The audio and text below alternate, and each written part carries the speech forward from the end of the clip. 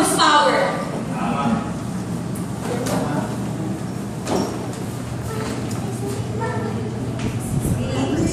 Bago ko po introduce ang speaker natin, magpapakilala po muna ako sa inyo.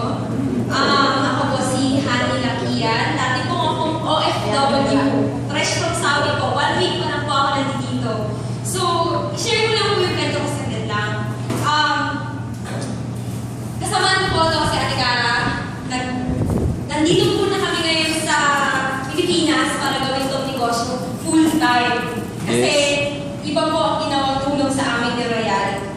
So, sa mga OFW po dito, or may mga kapamilya po kayong OFW, at hindi po pinapagdalan namin doon para makasurvive. So, thank God po, itong Royal, blessings po talaga sa amin. Kaya nandito kami sa harap niyo ngayon, nandito kami sa Pilipinas para tumulong sa mga tao nag-aspire din para makuha ang dream nila through Royal. Before that, sino po may mga cellphone dito? Pakita nyo po muna or silent mode. Kasi yung po natin, speaker natin, baka magtutulog, madidistract siya. So, bawal din po tayo dito kumain, foods and drinks, bawal din po.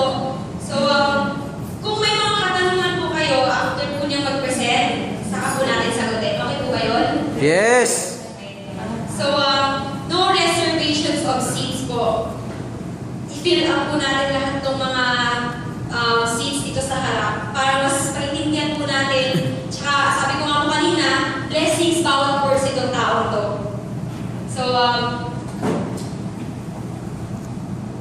bago ko po tawagin siya, gusto ko lang pong bigyan ng brief background.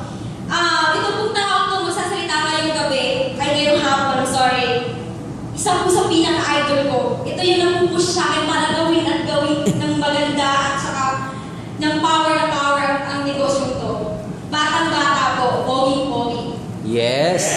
Woohoo! Siya po, dati din po empleyado.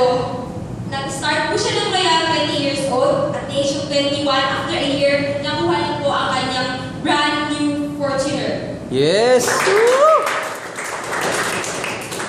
By the age of 22, na-awardan po siyang executive steer.